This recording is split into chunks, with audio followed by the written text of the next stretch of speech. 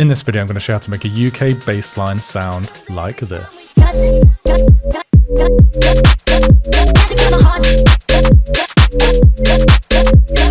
So we're going to look at redesigning this bass on Serum 2. Now you can see here layer 1, layer 2, layer 3. All these presets and loads more samples and presets are available in my bass collection sample pack. Link down below if you want to grab that. Let's get into the video. So first of all, let's look at the melody. So you can see there's 3 layers and they're all playing the same melody, just layered on top of each other. And this is the melody here of the first 8 bars. So if I go to 16 mode, you can see where they're all hitting. And you can see it's basically just a copy every 2 bars. So the 2 bars, 2 bars, 2 bars, all the same. And then the last bar is some variation. So slightly different from the usual A-B-A-C method I use. This is like an A-A-A-C. And that's just because it worked best with like the vocal chops and the drums as well. So this is what it sounds like with all the post-processing on it. And then this is what the Serum patch sounds like on its own.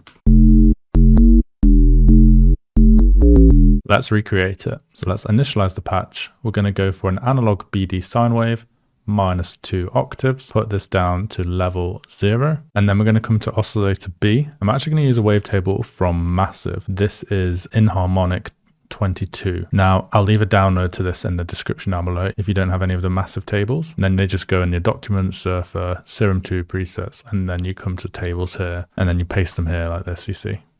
So let's put this on -2, and then we're going to put this on unison of 2. Turn the detune down to around about 0.04. Turn the blend up a bit, and then turn this level off. And then we're going to apply LFO1 to each of the oscillators. So let's just shape it a bit, something like this. Put it on bar, and then let's drag it across to here. Put it about 75%, and then do the same for this one, around about 75%.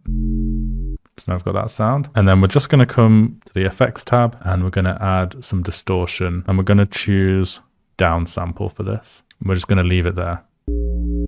And then we get that sound. So that's the first sound complete. So we've got the preset made, but now we need to add the post-processing in order to bring out the frequencies we want. So you might want to add sidechain, or you might just want to add sidechain to your bass bus. You can do that. That's up to you. But let's focus on the post-processing. So first, let's bring in EQ. And what we're going to do is just create a low-pass filter, and we're just going to drag it across here. And you can come along here. You can see the hertz value here. We're just going to type in about 174 here, and then we can make the Q bigger on here if we want it to be more steep, for example, like that. And now only frequencies in this area are going to be coming through. So before,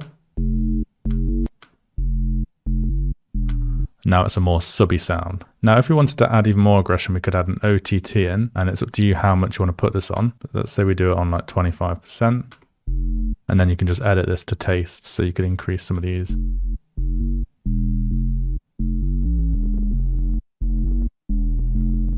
Depending on how heavy you want it to come through. And then what we do afterwards is just add another EQ in, but we can change how far we want it to go because it might introduce new frequencies. So we could have it like here, for example. And that just creates a little bit more aggression in the low end. Also, you can change the output on the main here if you want it to be louder, coming through louder. So we could just turn this up a bit. And then we can also add a utility at the end here. If on the mixer we still want it to come in louder, you can see -4 at the moment, so we could like boost it more on here, depending on how loud you want it. And then we can also add a limiter at the end just to stop it going above 0. So if you really wanted to push it into the limiter, you can. Just be careful about like any distorting or anything like that. So now let's look at layer 2, and this is what it sounds like with all the post-processing on. And this is what the patch sounds like. So this is actually very similar to the first bass. It's just got some extra post-processing on. So if I was to copy the Serum patch across here, and then if we just go to the FX tab, and we can add a compressor, put this on multiband, and then we can really push this and turn this below up as well for some extra grit, and turn these up, turn these up. You can see it's just starting to sound more distorted. And then we can also turn some of the highs on this up. Now we get that really aggressive sound. But then we need to EQ it again to get the frequency we want out. So what I like to do is literally just copy and paste this stuff across here to save time. So layer 1 to layer 2, and then we can just adjust these to taste. So we've already got a sub in there, so we don't need another low end. So we can chop out the low end and we can just mirror it to like here. And then we can increase this one here. So we can move this across to taste. So if we want all of it, we can just turn it off. And then we can come to this side. And once that OTT is added on, we can decide what we want to take off on this end. So we don't want that really high tingling end on the end. So we can decide where we want to cut it off. So let's make this a bit taller and then maybe go for around 500-ish. And then if we listen to these together, now we've got, instead of just that, it's layered with that. There is a little bit of distortion coming through, so you might have to adjust the levels if you don't want that in yours. But once it's with the rest of the track and the sidechains hitting and everything, it might sound alright. That's something you can just come back and fiddle with later. If you enjoy my teaching method and you want to produce music like this, why not check out my Music Production Academy? There's a link down below for more information on that, and you can get producing tracks like this. So then we've got our low end and mid range sorted out and it's sounding heavy, but now we need something to sit more higher up. So with all the processing on this, last sounds like this. And then we've got this last sound here. Let's recreate it. Let's initialize this patch. So first, let's turn the sub on, -2. Then we're going to come to oscillator A, and we're going to go for analog BD sine. And then we're going to put this up 1 octave and 7 semitones. So that's the difference here. Then we're going to come to filter 1. We're going to leave it on MG low 12.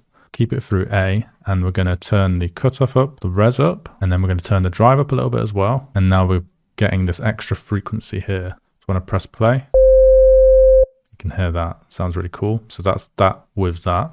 Now we're going to shape the LFO because we're going to put this into the effects. So let's just shape it like this, 2 bar, and then we're going to come to the effects tab. And first things first, we're going to add a compressor. We're going to turn this main down a little bit so we can really pump up the compressor. So we're going to do so first of all, let's go on multiband, and then we're going to do -14-ish, turn the ratio up to 32, and then we're going to turn this gain up to 23-ish. Turn this below up for some extra oomph, turn the lows up, and turn the highs up a bit on here. Now, we should get this, and we can just EQ this a bit more to get the frequencies out, and we're going to use this LFO as well now. So we're going to go around 1700, 34, and then reduce this gain to like -12-ish. Put an LFO on it, on about 50-ish%, and then turn this on. And now when we press play on F, you can see it's bringing those frequencies out. And then we're just going to come here, 20,000, put an LFO back on this the other way around, put this down as well to like 24, and then turn the gain down a bit.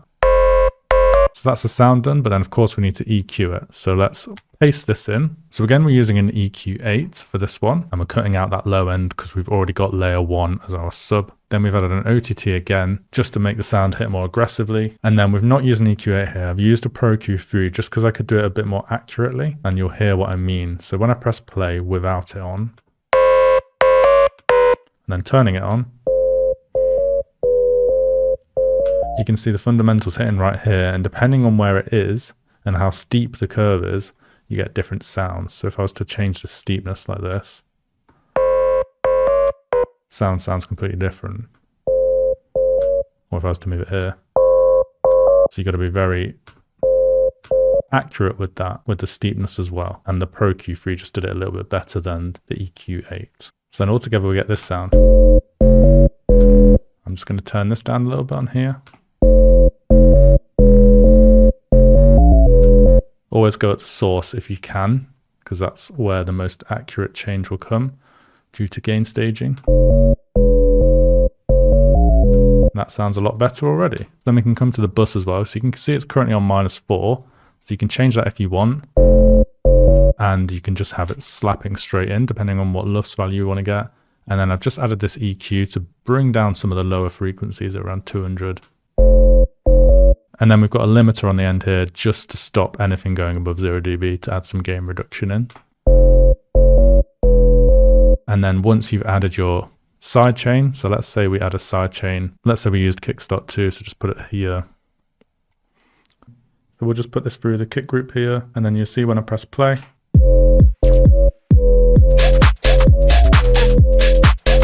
we've got them all playing in sync with the drums. And you'll also notice I've got sends to the reverb channel.